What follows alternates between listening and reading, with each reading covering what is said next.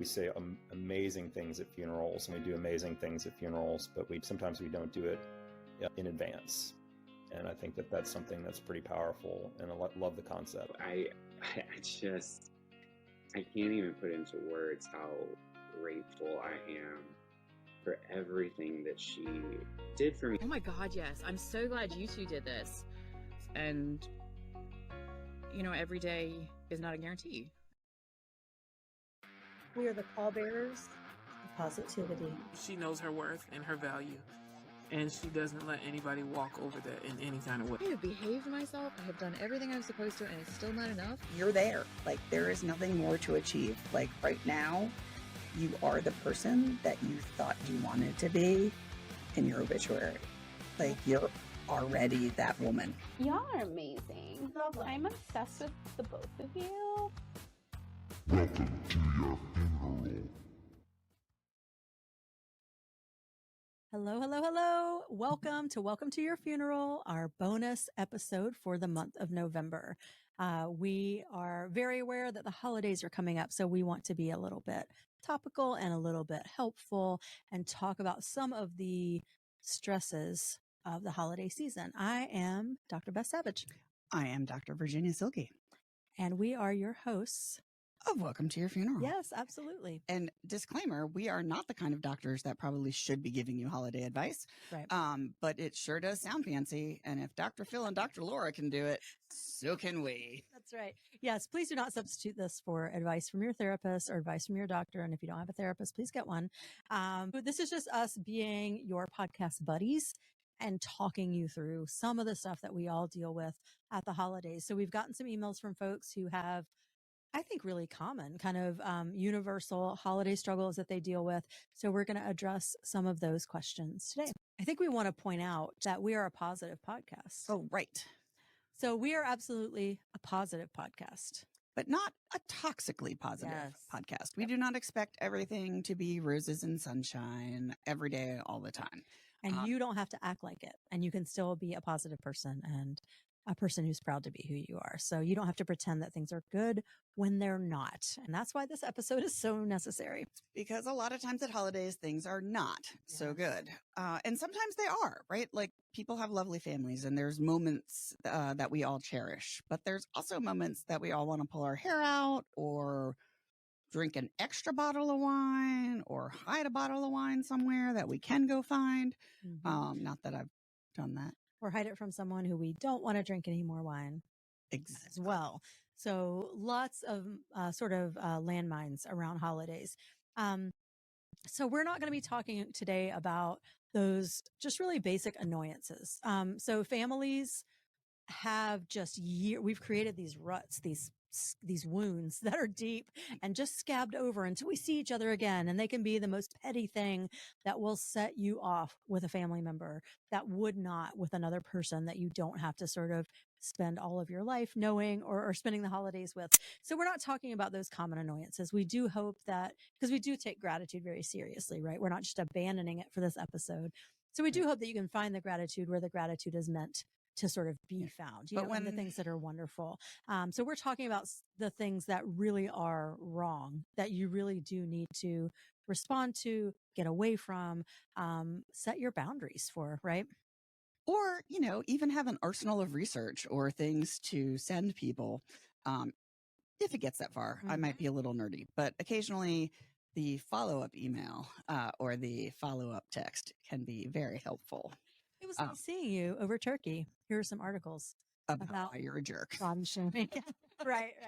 All right. So we are here for positivity, not toxic positivity. We hope you have a holiday and create for yourself a holiday. We hope you're able to, where you feel loved and supported and appreciated. And if there are people you really, really want to be around who have some behavior that makes you feel unvalued or unwanted, we're hoping to give you a few tiers, I think, of responses to that. So we've got your nuclear response, like, do you just want to burn it to the ground and see what happens because you're sick of it?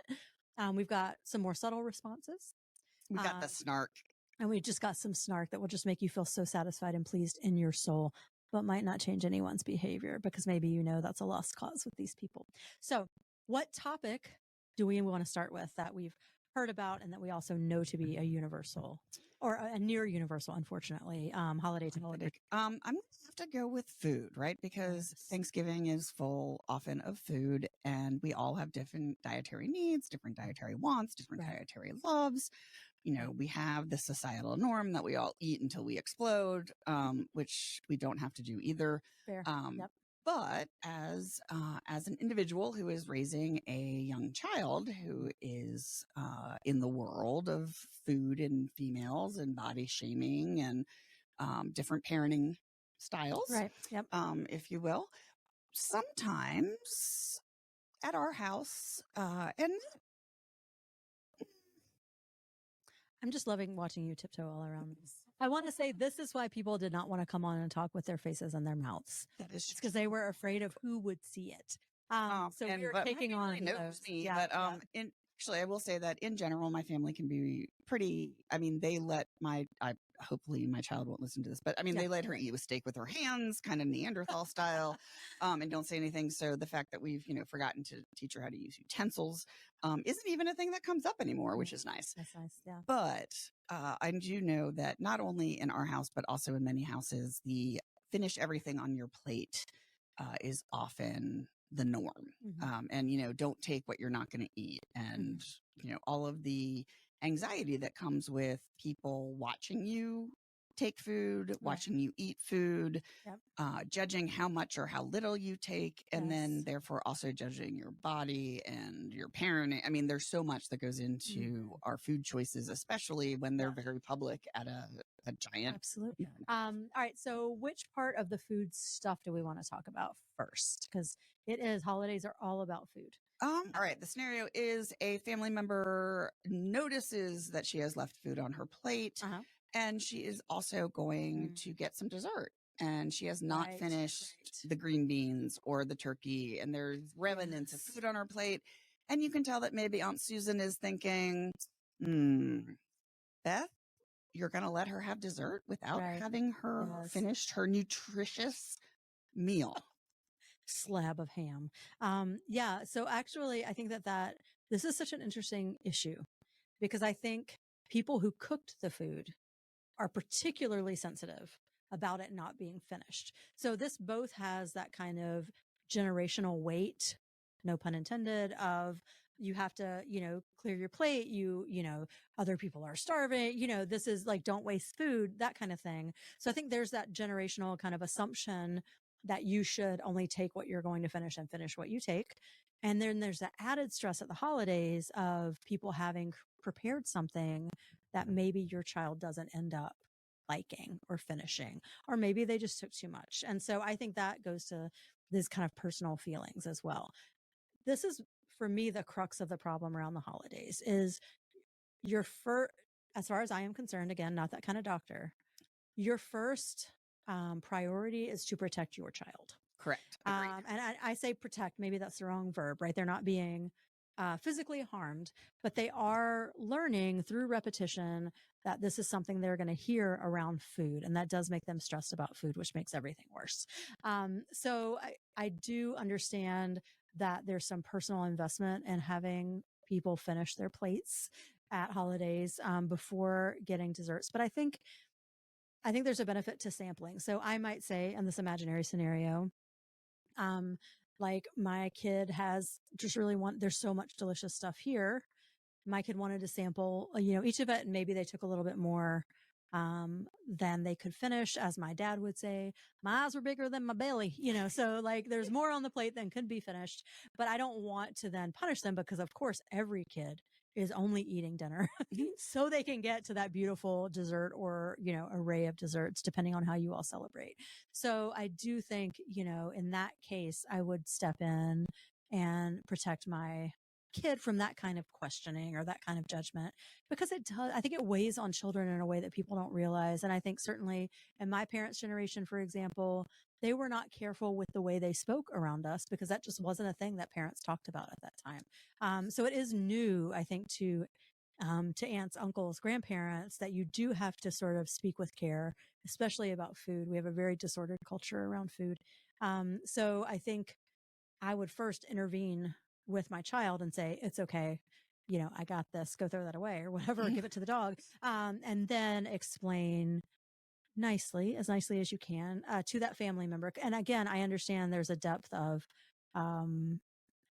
like scarring or wounding with family members if you're having these conversations over and over.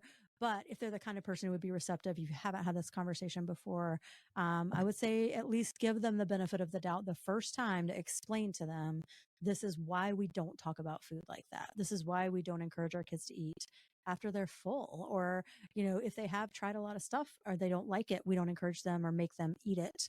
And we don't punish them by withholding dessert in that way. I do, and I think your answer there when we were talking about our tiers of answers, like the sampling answer would be the deflect answer, right? Like, say deflect, no, but it's like kindness. It's a kindness. It's saying give them that first chance to understand that yes, like they're sampling, they maybe didn't care for something, but they tried it. And then I do think that you sort of moved on to the next level, which is, this is why we do this in our house. Yes, and it's because we want, we are so no longer used to eating until we're satiated. We eat and eat and eat and eat because that's our culture and that's what we do at Thanksgiving. And so also on normal days sometimes too, right? Like you eat. And we've kind of gotten disconnected from the idea that like you eat until you're full or you eat until your body says like, I'm done eating this. And when people say things like, oh, did you save room for, like literally that's what we're trying to teach our children is yes, they ate until they were satisfied with what they had eaten. Right. And now they're going to save room or they're going to move on to dessert and they don't have to eat everything on their plate because we aren't going to send it to a third world country. We aren't going to feed the poor with it. And I think when we make those kind of casual comments, like the offhanded comment that I think every child, and at least our generation, for sure. Yeah. Well, they're starving children wherever, right? Fill in the blank. Yeah. Right. I mean, and my parents, sorry, Mom. But my parents always went for like a third world country of some sort. But I mean, realistically, there's starving children probably down the street. 2 streets down from you. Right. Absolutely. And we're also not bringing them that food. And so to assume or tell a child that that somebody else is not getting fed because they're not eating is a lot of weight that we don't realize we're putting. I love that way of thinking about it. Like taking the moral high ground, right? Like someone else is starving. I'm not going to feed them. I just want to force you to eat this. I mean, that is true. You're absolutely right about that. Yeah. You're not going to pack it up and walk down the street to feed the homeless. Like we always knew we weren't going to send it to whatever developing country they were naming that they didn't know shit all about. But we also know that they are not walking it down the street, like you're saying, or walking it 2 blocks over to people who are literally don't have enough. Right. But children also internalize a lot of that. And then think to themselves like, oh, I am a bad person. Like I'm a bad person because I am not finishing this corn dog. I don't know what people eat. Girl, now I know what your trauma is. Like y'all had corn dogs? We had no corn dogs. Trust me. I don't even think I knew what a corn dog was until. Y'all were fancy. I'm from the South. Oh, I mean, we weren't all our shit was all our shit were was like Northerners. I mean, I guess we kind of were, but like y'all Yankees. Yeah, we a little bit Yankee. But for real, like and I think the flippant offhand comments that adults know aren't meaningful, like they are just trying to get you to eat food. Right. They don't realize that sometimes children's brains interpret that as, oh, wow, that must mean I'm a very bad person. And so I shouldn't have dessert and I should punish myself when I don't do these things. And then that can turn into a slew of other problems. And I am not that kind of psychologist, but I am a psychologist and I do at least know a little bit about how the mind works.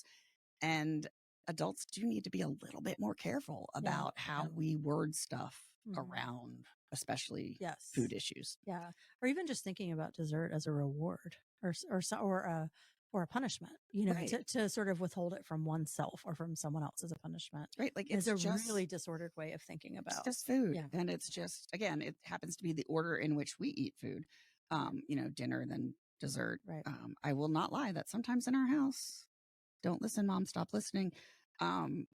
Sometimes we feed Harper brownies for breakfast because my God. I know, but they literally she's going to be a sociopath. Totally. She might be, but it won't be because we fed her brownies.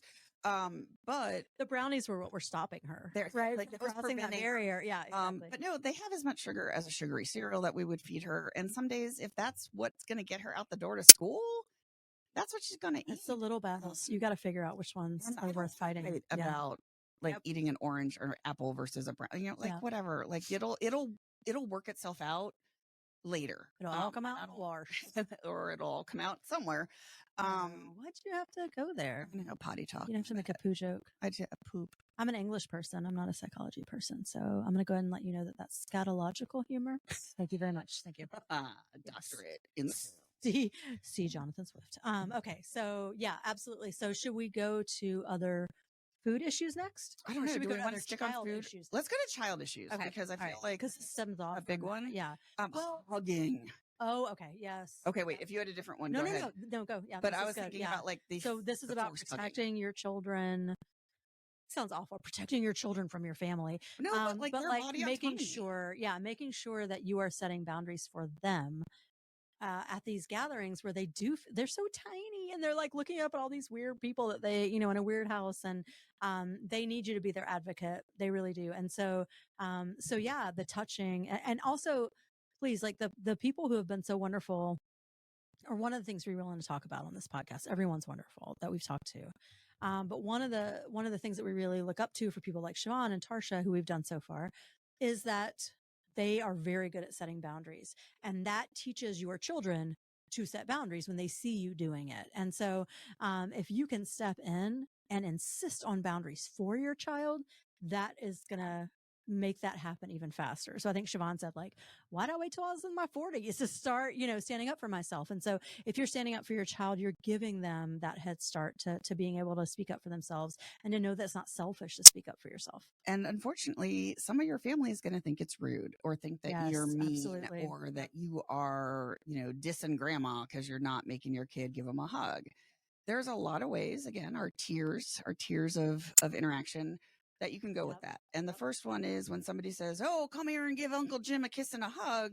Like Uncle Jim is probably a fine dude. Like Uncle Jim probably, doesn't kick puppies or something, he probably is just a fine, upstanding dude. But all those strangers, all the people, no matter how much you love them, even if you're a small child, it's overwhelming. And if you can just step in and say, hey, you know what? You don't have to like hug and kiss Uncle Jim. Do you want to give him a high five or you just want to wave at him? And give them levels of options of social interaction. That relieves so much anxiety and stress from the. Are you a crab right now? I don't understand. Is this a Little Mermaid? Have we shifted? No. When are we playing Pictionary? Aunts that pinch your cheeks, not pinch your crabs. But the cheek pinching, hugging, kissing relatives that kind of come in without that consent. Right. And I know that many of you are listening and thinking, oh my God, Beth and Virginia talk about consent so much all the time, but they talk about it with college kids. They talk about with this. Consent starts before they can talk. And this is a way to start teaching body autonomy, that you get to choose who invades your space, who touches you physically. And we're not talking sexually because everyone's like, oh, but he's not a molester. He probably isn't. Right. But also maybe your child isn't really great at wanting to be hugged or doesn't want to be touched in that moment. Yeah. And offering them levels of interaction, especially with relatives that they only see once in a while, is so refreshing. And it makes them feel empowered to set those boundaries that Beth was talking about and to say, you know what, right now I do just want to give grandpa a high five or a wave from behind your leg or something that doesn't involve making a huge scene about them hugging or kissing somebody. Right. And, oh, they're not scary. They're not that the big to do makes it worse. So much worse. Absolutely. So just let it go. And if you're one of those people who really want a hug from a little one and they say no, be okay with that. And the way you respond to that and their lack of wanting to do that also teaches them a lot about how people should respond when you set a boundary. That's right. And so if you demand it, even after they've said no, or a parent has said, oh, they gave you a high five, it's good. If you keep pushing and demanding, that makes you the jerk. Yeah, I think that's a good point. Like if you're listening and you're someone who is from like our parents' generation, I mean, truly who I love my parents very much, but they're raised a different way from us. And so I just like, let's be clear this is just a different way of being, and it's more, it is better for children, like research shows. Yeah, It's research better for shows, children. and it's better as they But- grow up. But yeah, but here's a tool for you, right? Is if you see and you're trying to hug a child who you only see once a year, only see a couple of times a year, and you see them shy away, don't grab them. I think that's the thing, is like you're like, oh my God, so funny, like, or they're just, but they might actually feel real fear, or really be overwhelmed in the way that Virginia talked about. So, it's a simple tool for you to just say, maybe we'll get a hug later, maybe we'll cuddle later if you feel more comfortable. But for now, give me a wave, give me a high five. That makes you such a safe person for them. So it's really that simple. And I think a lot of people around this issue of talking about using the word consent to talk about children kind of get up in their feelings about it and get defensive, but it's so simple. We don't have to make it into this huge issue. Don't hug a child if they don't want to be hugged. It's just really that simple. And when you show that you don't make it about yourself, but I want to hug, but I always hug, blah, blah, blah, or these kids hug, just don't turn it into a big issue, and it doesn't become one. If you're the one who feels sort of rejected by the child not feeling comfortable in that moment. On the other hand, if you're the parent who's trying to teach your children to kind of stand up for their boundaries, or you're helping to stand up for those boundaries, practicing that at home before you get there is also really helpful. So giving your kid some tools of what you might say in that instance, what the child might suggest if they're comfortable in that instance instead of a hug, is really great, because truly, I mean, there are just some people who don't love to be touched. This changed my life. I did not realize this until I was in graduate school. I am such a toucher. I like touch people. Touch people when I talk to them. Like, that is the way I connect with people. If people are feeling sad, or I feel like they need to feel my affection or love or support, I'll put my hand on their shoulder, or I'll try to hug them or something. And in grad school, a dear friend of mine God bless her for doing this, said like, or she recoiled, and I kind of noticed, and she was like, I just don't really love to touch other people. It was eye-opening for me. It had never occurred to me, because I'm a toucher, that other people are not. And so sometimes kids are just going to be the ones who grow into those people who don't want to be touched. They don't have woke parents, right? They're not being over the top and empowering their children.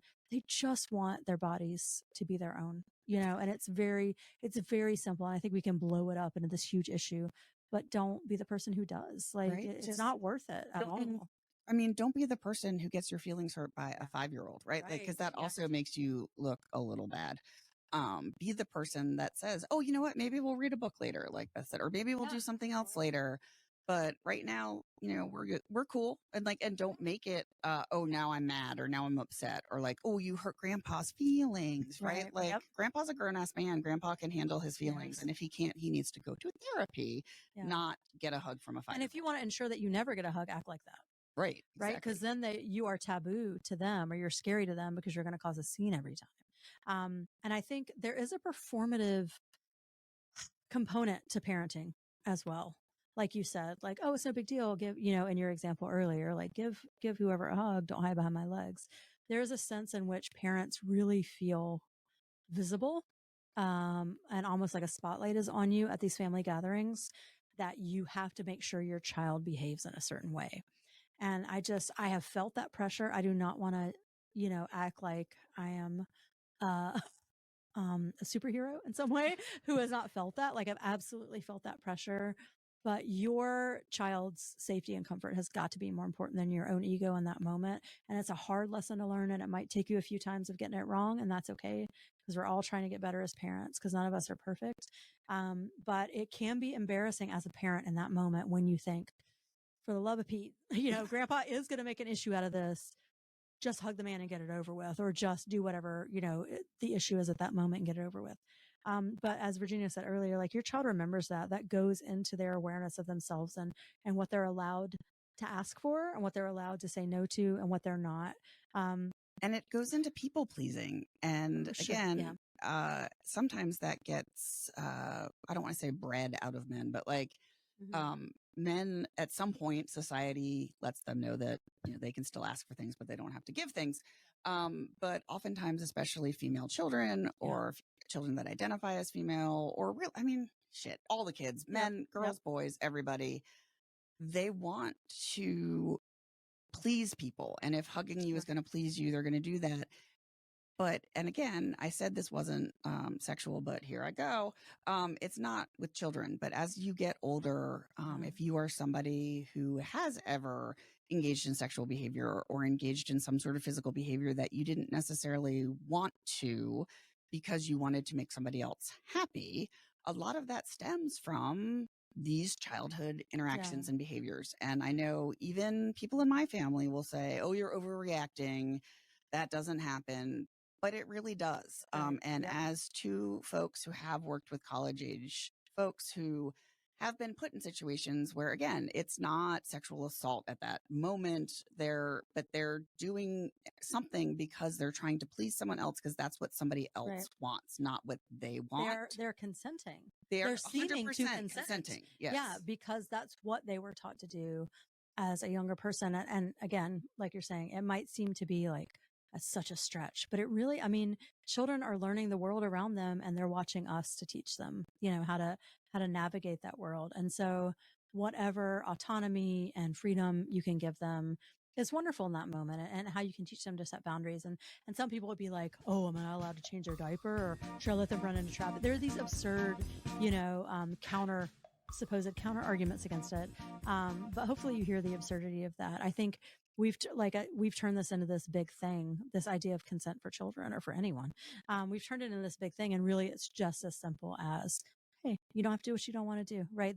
There is no parenting goal that you're reaching by forcing your small child to be physically engaged with someone in their family that they don't want to. One of the best ways you can teach your child to protect themselves is to teach them to trust their instincts, right? If their instinct is, I don't really want to be around this person right now, they've got to trust that, And instead of having a fear of authority. Right. And it's not which is going to lead them down the wrong person's path. creepy or that person's bad. It's just they don't want to be around that person at the moment. And sometimes you don't even know why it is that your child doesn't want to be around that person. Maybe somebody's beard is scratchy. Maybe their hands hurt. Maybe they have dry skin. I remember that as a child, the scratchy beard. Yeah, so many different things. And just let it go and just let them be. In my opinion, it is always best to err on the side of being the advocate for your kid. There is really no harm that's going to come to your child from that. Yes. You might feel the repercussions from family or other people, but you're a grown-ass person, so you can handle that. Whereas your child often might not be able to handle that in a healthy way. Yeah. I think that's the number one thing, though, for all family interactions is, and this is why I tell my kids all the time, if they are worried about what their teacher or their coach thinks, that person is an adult. They're responsible for their own feelings, right? And so if they think that something has gone wrong and you haven't done anything wrong, then you just got to not care. I mean, truly. And so I know I'm sounding so glib right now. Like, oh, just don't care about that decades old family, wound that you're picking at. And I know it's not that easy, but when you're teaching your child to make their life easier, it is important to tell them over and over again, like, adults are responsible for their own feelings, and they're responsible for their own reactions. And so if they get upset about something, that's their job to work through it. Now, of course, we all know, like, it's your job as the parent to step in and work through it with them, because they're not going to drop it likely if they made an issue of it. But I think it's really important to teach children, like, that's not your job. That is not your burden to carry. If somebody was upset with you, did you do anything wrong? Absolutely not. Absolutely not. So let them deal with that in their own way, because adults are not perfect. No. And the people they love are not people perfect. they absolutely love and idolize. Yeah. Are not perfect. And we don't expect our kids to be perfect, and we, don't expect anyone else to be either, but we do have to protect our kids from feeling, like they have to carry the weight of that emotional responsibility when adults who have, fully formed frontal cortexes, for example, have to deal with their own science for grown-ass people. Have to deal with their own shit, right? Like, you don't make a 6-year-old deal with your shit. Like, you deal with it. Okay, so we're on kids. Let's do one more kids pick. Go for it. Because people have, a couple of our friends have talked to us about this, and someone emailed us about kids who want to use a different pronoun or a different name than they used the last time they saw the person or the family members that they might see over a holiday break. So do you want to talk a little bit about some of your suggestions for how to deal with that particular hurdle? I mean, really, my suggestion is use their pronoun. Like the suggestion is really easy. Yeah. It's do what they asked you to do, even if it's hard for you. And if you do mess up or you make a mistake, Yeah. you sincerely apologize and tell them you'll do better. Right. But don't misgender them or misname them and then say, oh, that's just so hard or it's too hard. Because again, you're a grown up. It's not that hard. People get married all the time and you call them by a different last name. Right. People have nicknames. All of these things are completely normalized in our society. And so just assume or figure that it's a nickname or if that's how you need your adult brain to wrap around it. But you don't need to put your issues with gender or sexuality or gender issues. Or back in my day, we didn't do this. No one needed that or whatever. Like, okay, if that child wants to go by a different name, again, your beliefs are irrelevant at that moment. Absolutely. You're not teaching that child anything other than you are a giant asshole. That is what you're teaching that child, that I will not do this because I'm a jerk. Really. And I don't mean to say asshole, but really that's what it is. You did mean to say that. I did mean to. You're right. I absolutely did. But they're children. And even, you know what? We're talking about children. It doesn't matter how old they are. They could be 18. They could come home at 21. It doesn't matter what age you are. When somebody says, please call me this and use these pronouns, you simply do it because they requested it. And that's what you do. And I know that some of you are thinking, well, it's the same thing with a hug. If I request a hug, I should get a hug. No, they're not asking you to do anything physically at all. They're simply asking you to change your words to make them feel better. Right. How hard is that? Yes. It's not hard at all. It's actually very easy. It's one of the, I mean, so many of the things that we'll talk about today, right? It's like we blow it up into this huge thing. And the only reason we do that is because of our own ego, right? Like I don't understand that, or I don't agree with that. Therefore, I'm going to make this into an issue. So if you are someone who is uncomfortable with the name and pronoun change, I understand that that feels new to you. I understand that you might think it's only a phase. I understand that you might think perhaps you feel like there are religious reasons you don't want to do that. But I promise you, it is so simple to just respect what a person wants to be called. There is nothing more important to us. And this is why I think we started with these things, right? There's nothing more important to a human being than their bodily autonomy and their name, who they are. I mean, it's central. It goes to the heart of who a human being is. So it doesn't affect you really to call them a different name. It might feel weird. You might mess up a lot, but if they know you're trying, that means the world to them. And I promise there is no point you need to make that is more important than your connection with this person in your family if you truly love them. If they're at your house for a holiday or a meal, it means they're part of your people. Yeah. And I don't think anyone wants to alienate their people. And you can have political discussions and all of that with grown-ups and adults disagree and all that all stuff. day long. Yeah. And you can even disagree with adults that want to be called something different. But when you're having that argument, you call them what they asked to be called. Right. And have that conversation, even if you don't understand, and maybe realize that much, and again, not to get deep in like racism and all that stuff, but like much like racism and other things, it's actually not their job to educate you about their decision or anything. Like they don't have that responsibility is not theirs. That responsibility is solely on you. If you are uncomfortable religiously, if you are uncomfortable with this in different ways, you need to do some research. You need to do some soul searching because they have clearly made a decision. And whether or not you agree is irrelevant. Completely irrelevant. It is on you to learn and understand and either accept or don't. But if you're not going to accept them, I think you really need to look deeply into whether or not that person really is that important to you. Are you using the word love really recklessly in that case? Like if you love a person, you let them be who they are. They're not hurting anyone else. And I think if they do take the time to educate you, I hope that you're grateful for that because that means that they love you and they trust you to at least listen and to understand.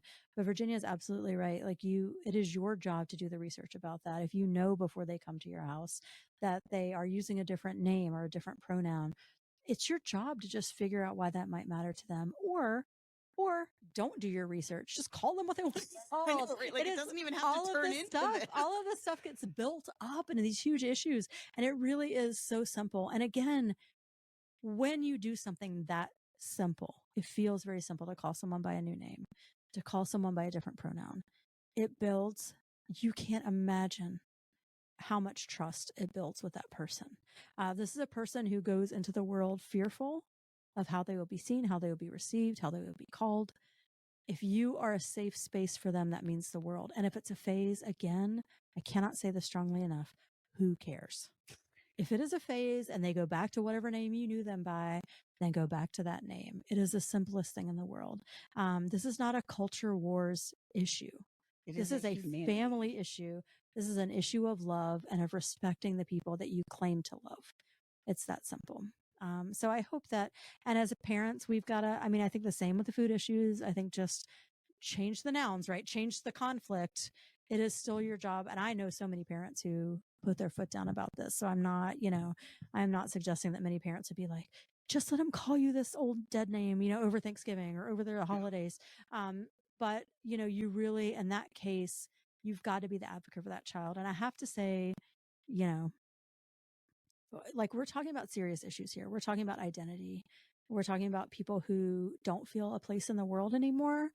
And maybe if they don't get acceptance from their family, sort of don't want to live anymore, right? Like this is an extreme isolation that I think none of us, if we've not been through it, can really truly imagine. We can read about it. We can research it. Yeah, right. absolutely. We can talk to people who feel. Yeah. But I mean, if you feel not seen as the person that you are, that can send you into a spiral. And so I hope you will do the very simple thing of either respecting what people want to be called and how they want to be called, or standing up for the people in your family who want to be called that. And again, you don't have to be the parent. Sometimes the parent's a bad guy, right? Like sometimes the parent is the one who is not respecting that. And you, as a cousin, as a sibling, as a friend of the family, can just step in and model. Right. If and you don't feel have uncomfortable to with stop confrontation, and say, Bob, don't do that. You just, again, like Beth just said, model that behavior. Just use the right name, use the right pronouns. If you're telling a story about that person from the past, use their current pronouns and their current name. And sometimes if you're unsure, right? Like if somebody comes and you're not sure if they've changed their pronouns or names, simply asking is very respectful. And the answer might be no. Like I don't like, but thanks for asking. Nobody will be offended by you asking what they prefer to be called or what they, and again, it's not even their preference. It's what their name. It's what they are called. I don't know if anyone's really gone down this road, but we don't actually choose our names, right? Our parents or our birth parents or whoever, right? Like our grown-ups in our life chose our names. And some of us love them. Some of us don't. Some of us go by nicknames, but it's not something that you should feel that connected to, that like, I cannot call you another thing because this is who you are, because it's kind of arbitrary. Even if you're named after great grandpa, 100% arbitrary. For great grandpa Jim and your great grandpa Jim the third or whatever. Like suddenly. Side note, please don't name your child Great Grandpa Jim the Third. That's not a name. That's not a thing. You can totally do that if you want to, though. But then please respect your child's. I don't respect your decision.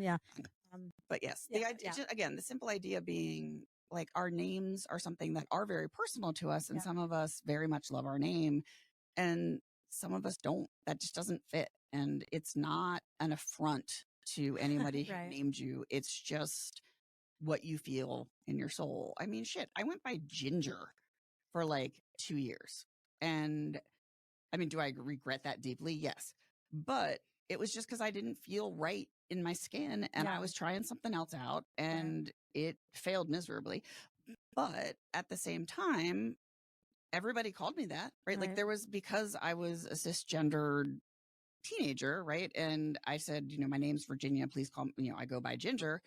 Everybody called me Ginger for 2 years. Right. It wasn't a big deal. It wasn't a big deal. No one questioned me. And then I was like, yeah, that sucked. Like, let's not do that anymore. And I went back to Virginia, which was also fine with everybody. And it was not even a question in our house or with my friends or family or anybody. And it really was that simple. And it should be that simple for everybody, no matter what age or reason, or Yeah. no one owes you an explanation. As adults, we have to work on our own triggers and why we react like out of proportion to a thing that's been asked of us. So don't hug my child. Don't call me this name anymore. Please call me this other name. They're really simple acts. And if we overreact to that as adults, we've got to figure out what's causing us to overreact in that way and handle our own shit. I mean, we cannot put that on a child or any person who is dealing with a shift in identity. I mean, that is taxing enough. I promise you, I promise you, it is so hard to go through that. And again, I don't know personally, but having seen friends, loved ones, students go through that process, knowing no one's doing it for funsies, because Nope. it is miserable. It really is hard to be afraid in every new social setting that people aren't going to respect or acknowledge you, or worse, are going to attack you. You'll come to know them as this new name and pronoun, and they will the respect and love they will feel for you for providing that safe space for them in a world that's very hostile is insurmountable. I mean, there's nothing like it. So I hope that you'll at least try, even if this feels really, really foreign to you. This is a podcast about gratitude and love and acceptance. And so I hope that you will try to practice that and see that no harm comes to you or that person, quite the opposite. Exactly. And even, again, I know we're talking specifically about children right now, but even if that person is an adult, like even more so almost than, because they have really spent a lifetime struggling with these things. And it's just so simple and so easy. And there's so much rhetoric out there about how terrible and horrible it is, but also, not to pull the research card again, but research shows that no matter what, when we respect people, their pronouns, their names, their nicknames, any of that, they're happier, and they are less likely to engage in self-harming behaviors. And so the more love and the more understanding or attempting to understand, the better. And again, like Beth said, if you realize that it's triggering you for some reason, like maybe it's time for you to go to therapy. Yeah, absolutely. It's so simple. I mean, we build all these things up, and it's like the default for all of us should be to love and support the people around us. I mean, if they're doing something that harms themselves or others, we step in. But having a different name than what you're used to, having a different pronoun than what you're used to, not feeling like a hug is not harm. And if you perceive it as harm, it is your view that is skewed. I really beg you, try to understand it as not about you. Try to understand it as something that someone you love needs from you. And give it to them. Yeah, the love and trust that you build is going to be so worth it. And you won't feel that. I mean, for me also, I see people who are really angry about this stuff, and I feel like, how is that inner turmoil good for you? Do you know what I mean? Like, I don't, and it really, it doesn't affect you really at all. The only way it affects you is if this person cuts you out of their life because you refuse to respect them. So let go of that anger, or that, questioning, or that, being indignant that people would dare to change their name or their pronoun. Let go of that, and you will be a happier person. And you will see the kind of love that opens up for you and the people you care about in the world. Yeah. Agreed. Yep. All right. Oh, yikes. We both said all right at the same time. All right. We're moving on. That's the moving on symbol. Keep on keeping on. Traditionally, I would say for girls, but I would say it's increasingly true for boys now as well, is don't comment on their bodies or calories of what they're eating. Just please take that out of your vocabulary, at least for the holidays, if not forever, because it sticks in there. It sticks. You mention people's bodies, or you've gotten bigger, or like just things that you think are harmless or even complimentary. Right. And you don't know what you are or are not complimenting at the holidays. As somebody who, again, Mom, sorry I'm saying it in public, but as somebody who has struggled with an eating disorder most of my life, those things stick and you will ruminate about them. And if you are somebody who is losing weight because you're very ill or something else is going on in your life, and people keep telling you how beautiful you look or how amazing you look since you've lost all that weight, really what that does is double down on your eating disorder and also think, well, like maybe being sick is good for me. Like maybe like people like me better this way. So maybe I don't want to get healthy. Maybe I don't want to solve whatever health mystery I'm having because other people are perceiving me as pretty. And I like that feeling. Maybe I'm worth more in the world as a sick person than as a healthy person. I mean, think about that.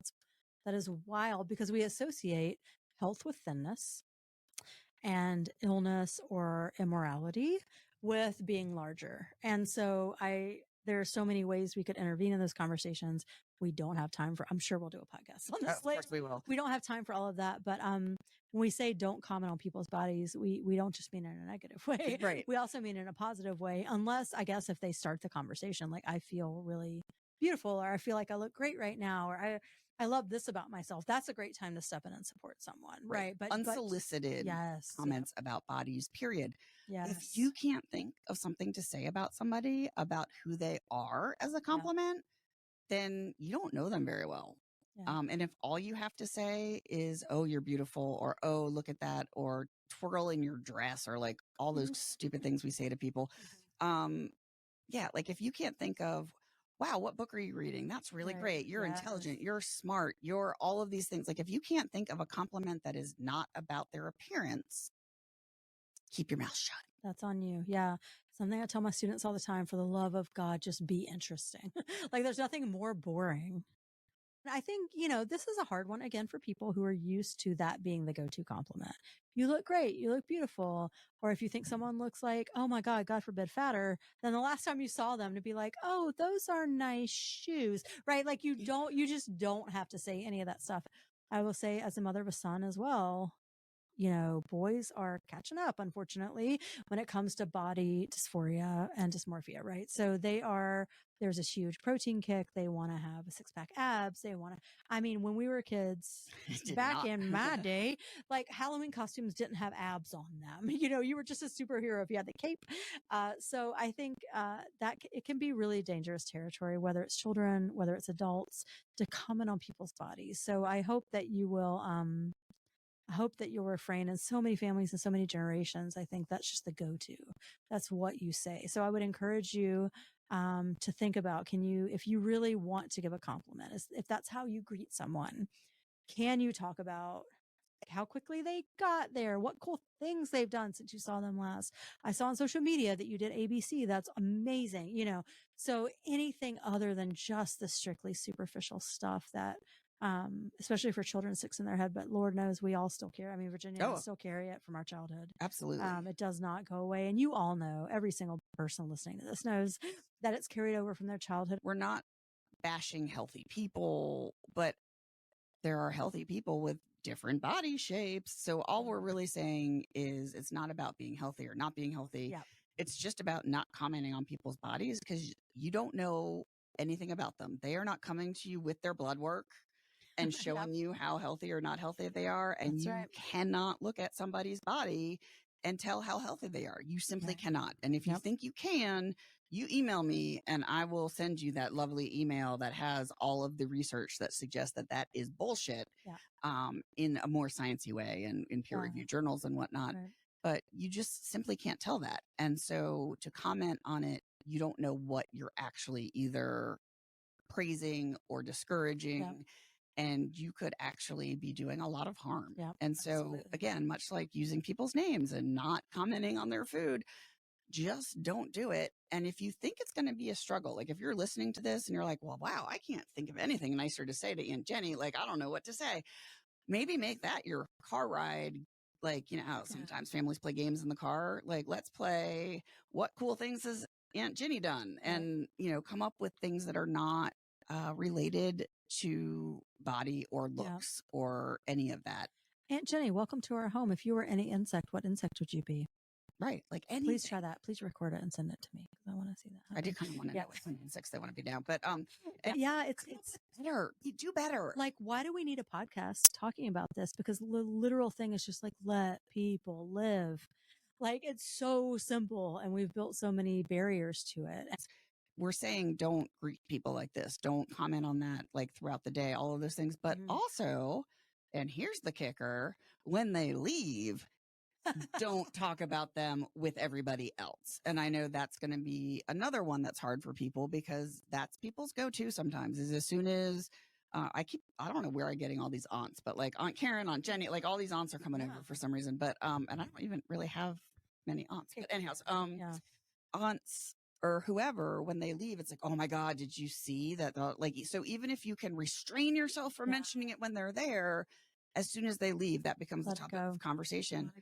Let it go. And also, if people start going there, deflect, or if you're feeling pretty sassy, directly point out that that's not a conversation you're willing to have. To be like, huh, why is that funny? Right? Like, why did you just say that? And it stops people in their tracks. To be like, why is that so funny? And they have to be like, well, because I'm a racist. You know, like they don't want to say that. They don't want to acknowledge that. They want to share it and they want to sort of perform for you and like show off, right? And if nobody laughs, they say, oh, I'm just kidding. If nobody laughs, honestly, I've given presentations and I've had men ask me like, well, but what if you're not a leader and people really aren't going to listen to you if you confront them directly? And I'm like, the biggest thing you can do to someone in that moment, if you don't feel like a confrontation, which is fair, we all have limited emotional energy, truly, is just don't laugh. All they want is your approval. So imagine someone saying something nasty about someone else after they left and the whole room is just quiet. What they want is your approval. They want you to join in. They want to pile on. And if you respond with silence, if that's what you've got the spoons for that day, that works. If you're like, I listen to this badass podcast, I'm ready to fight. Then you say, well, why do you say that? Like, why does that matter? Isn't she a nice person? Why does it matter that she has a big butt or this or that? Right? Or that like, she got bigger or smaller. Yes. Like, why is that even interesting? Be more interesting. But it arrests people in that moment to be like, oh God, I'm the asshole. You know, I'm not creating a pylon that I wanted to create. So it does work. So you can be someone who doesn't like confrontation, who still intervenes effectively in these situations. Is golden. Silence is, I mean, it is paralyzing to people who crave approval. I will say holidays are a trap. Holidays are a trap around food. Here is all of this food. I heard some ridiculous statistic the other day. I swear I'm going to make it up, but like, and this is not far from the truth that like the average person on Thanksgiving consumes just in the meal, not including breakfast, not including a sandwich later, or whatever you're going to eat, something like 6,000 calories, right? In that meal. It is a trap. So you were invited to someone's home to eat. All of this food is there. And they invite you to their home to eat and then they shame you for what you eat. Like that's not okay. It's a total trap. Or they invite you to their home or you invite them to your home. There's this beautiful, wonderful food that people have spent so much time over and culture is communicated through food. It's so central to bonding. Right. It's so central to bonding, but then to turn around and shame you for it. It's completely a trap. And so don't allow yourself to be shamed by that trap. I hope that you eat what's there that brings you pleasure. You don't eat what does not bring you pleasure. And you talk back to the people who would stop you from feeling that pleasure. Yum. I mean, if someone's going to eat the canned cranberry, let them eat the canned cranberry. Don't eat it. Don't eat it. But I'm just saying, like, if you're going to mock somebody, that would be the thing to mock them for. My husband's a vegetarian. I can't tell you how many years we've had the tofurkey. And, you know, people would like make a point of like poking at this weird thing and like, and so, you know, just do what brings you joy. They're always going to have shit. I mean, it's always going to, I mean, like, but fight about football. Right? Like, sport ball. My dad and I are going to fight about politics. And I am going to be furious at him, but I'm also going to be glad he's still alive because fundamentally our relationship is a good one. It's not toxic. And I know that I'm fortunate and not even necessarily the norm. I know so many people have these really just festering wounds in their families and with their loved ones that are just, they have cruelty in their family. They have abuse in their family. They have, you know, people who really get joy out of not respecting their boundaries. Not just that they don't know better, but they get joy out of not, you know, respecting their boundaries. And if that is you, I hope whether you are single or a parent or, have your family of your own, that you will find new traditions and create new traditions that make you feel valued, because we only live once. You true. deserve to feel loved. You You certainly don't deserve to be abused by people who should be loving you. Agreed. Yeah. And I do and Beth just, again, trigger. But she was saying how, Sorry. that's all right. But again, the flip side of that, right, is Beth was saying, like, I'm glad he's still alive because we have these things. And there's a lot of people, myself included, and my family, who are going into this holiday wanting to love and be cherished, and we're missing a huge chunk of our heart. My father passed a couple years ago.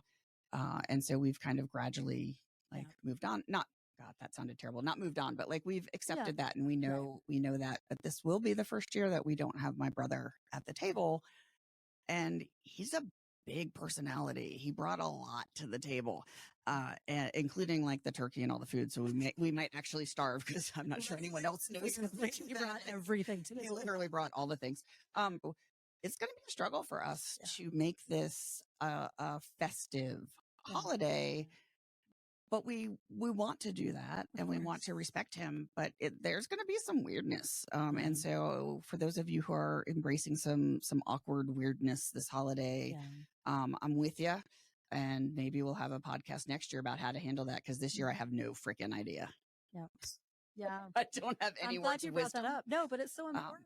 It is like not just about who's there and the way they're acting, but who's not there. Which chairs are empty this year? I mean, that weren't last year. I mean, and if you have any good advice for how we're going to navigate that, that would be awesome. The only thing I could think of course, was to poke fun at my canned cranberry eating husband and buy like there's like this very nice dish set now that says like canberry, and it has a little fork that says like slice with me or whatever. And so I literally, I bought it the other day because I was like, you know what, this holiday is going to be weird, and let's make fun of bring something. the joy you can. Let's make fun of something that again isn't personal, personal affront to my husband that he eats like nasty canned cranberry.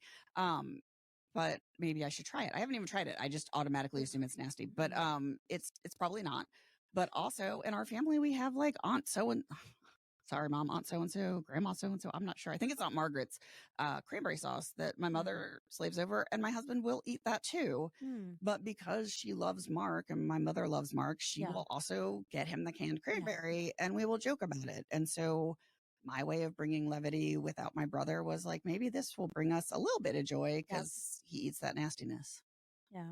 But we won't comment on his body or him eating it. We will just comment on the fact that it exists, period, as a product in the world that should not exist. We all have issues with our spouses. That's true. That are petty as hell. All right. And my spouse is quite delightful in so many ways. And I like him, minus the cranberry thing. All right. Anything else we want to talk about? Is there anything else on our list? I mean, I feel like, okay, we covered the emails that we got. Yep. We covered other things. Some tangential things that were brought up by those. Oh, drinking. We were going to talk about drinking. Yes. Okay.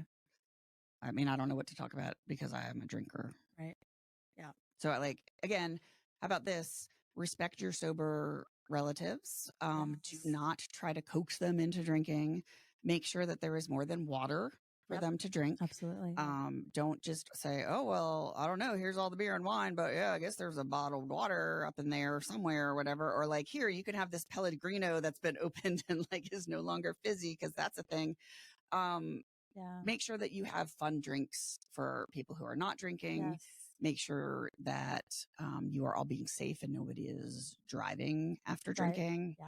I mean, all the regular things that people say, but also there's sometimes when you have to navigate people drinking a bit too much. Absolutely. Yeah. So that can be difficult. And I don't know, maybe this is where I've hit the end of our advice. I mean, or how I would deal with it. Like, I don't know how you deal with someone who drinks too much. How do you intervene in that? This podcast could have been 5 minutes long, which is respect other people's choices, respect other people's wishes about themselves. And if there's somebody that you used to drink a whole bottle of Jack with at the holidays and now they don't want to, don't push it. Yeah. Why do you care? I mean, I know all of it comes down to, and I'm not the psychologist at this table, but like all of it comes down to your own insecurities. Like it doesn't affect you if someone else doesn't drink. If you still choose to drink, then you drink. Like it's just who you are and it's who they are now. But you've got to respect other people's choices. I think people from our generation, our parents' generation, so often, unfortunately, need to drink to be comfortable or look forward to these occasions when they drink. And I'm not shaming that, but I think in turn, you cannot shame those people who have chosen not to drink this holiday. Because there's a reason for it. If it's a conscious choice, like there is a reason for it. And you don't need to know that. If they trust you with that reason, I hope you feel special, privileged. and to hear but that. you don't deserve an explanation for everybody's behavior. Like, no thanks, I want some water, or, ooh, is that Sprite mixed with watermelon syrup with a cucumber in it? Like something like with some rosemary sprig, like if okay, now we're getting like options. hipster. I'm sorry, I love a cocktail. rosemary sprig. I love a cucumber drink. I really do. I love a good rosemary sprig too. A basil, Yes. basil. But we're gonna skate past like the alcoholism issues and like things because it's a disease. I mean, it's a disease. It's very addiction. hard Maybe we'll cover addiction at some point. But in terms of people who are drinking, perhaps to excess when to handle a social situation, and people who are not drinking, again, as Beth said, it comes down to respecting people's their choices. And again, if you do have alcoholism in the family, that is a different podcast and a different thing. We are just talking about people who maybe imbibe a bit too much, or don't want to imbibe at all. So, absolutely. I mean, if they do imbibe too much and fall asleep on the floor, you just put a blanket on them and give them a pillow. Yes, if they imbibe too much and try to drive somewhere, that's when you intervene. Yeah, you take their keys and then you put the blanket on them and give them a pillow. Don't let them do whatever they want to do, because what's our standard? Does it hurt themselves or someone else? Yes. Stand up for people. Be silent if that's your go-to, but don't be a bystander and let somebody else hurt intentionally somebody you love. Right. Absolutely. And expand your definition of hurt. Right. Like if someone's boundaries are violated, that's a form of hurt, especially if that is a person entrusted to your care. So step in for those people. So overall, we hope you set the boundaries you need to set for yourself and for the people that you love. For some of us, that's going to be a little more passive. For some of us, we're like, let's go, right? Like I think Virginia and I are those people like, oh, we gonna fight about this? Like, let's talk about it, because we're 100% out in the open. Like, here's what I feel. Here's what matters to me. And you're not going to step on that. Right. And don't think I do not bring a bag full of research articles, because I can't even look that shit up online. I'm like, here is the hard copy, single-sided, in case you want to take notes on the other side. And here's a copy for everyone at the table. Loves research, but she hates trees. Yeah. Yes, absolutely. Yes, but it's true. Like whatever your mode of fighting back is, we support you in that. We just hope that you will set boundaries for yourself, because you deserve to feel loved and celebrated, and you deserve to have your choices supported, as long as they don't hurt you or anyone else. So I hope that everyone has the most beautiful holiday. If we've missed an issue, because you didn't email us, if we've missed an issue that you really wanted to talk about, that you'll send it to us, because we've got all kinds of bonus episodes coming up. And I just want to reiterate that this podcast is not in existence because we love to hear ourselves talk.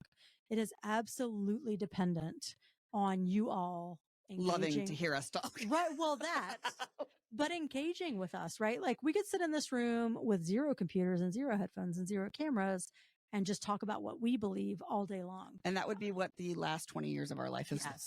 Together. We have exhausted that possibility. So what we want is for you all to engage with us. Tell us what you want to hear. Tell us who you want to celebrate. Do you know somebody? Yes. You probably know all of you know somebody, but if you know somebody who really is deserving of just a shower of love, yes, we would like to know. And not only would we like to know, we would like to shower them in a very appropriate way with words and love. Yeah. Yeah. We would love to celebrate the people that you want to be celebrated. So this is not a sort of screaming into the abyss podcast. We want to hear from you. We want you to leave comments on our Facebook, on our Instagram.